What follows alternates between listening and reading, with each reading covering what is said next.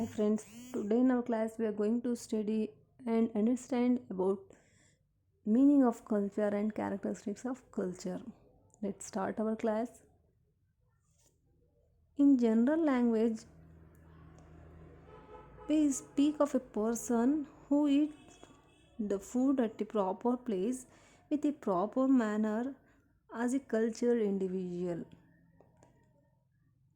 If a person behave in a society in a well mannered disciplined way, this is called culture.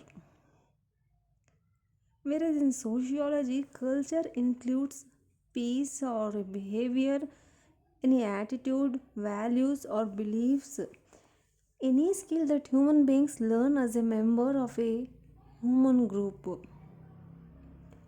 And it is a manufacture or use of any material item that is derived from these human abilities.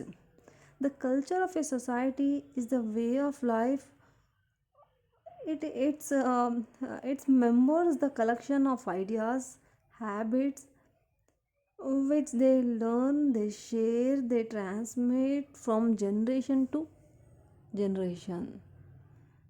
Culture is that what we transmit to our future generations and that we take from our past generations. This is called culture. It shows the culture we can. It shows in our behavior, in our language, in our traditions. Now let's start the characteristics of culture.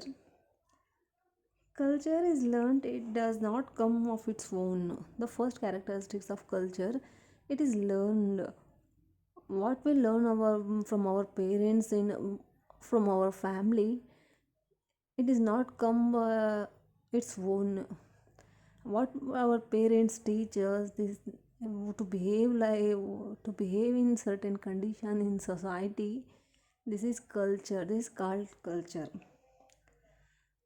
When we talk of culture, we do not talk of culture of any individual. It is something collective.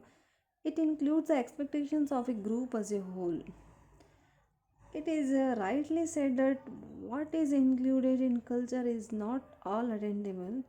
It is always idealized, and efforts are made to achieve these ideals. It reflects ideal norms, behavior of a group. And another characteristics of culture is that it has always links with the past. It is a past which is given to the future generation in the form of custom and tradition. In this picture you can see the wearing the dress and the dress code, the showing the respect to the elders. This is the culture. This is called culture. What our parents teach us. Each group has certain common ends which are met by the culture.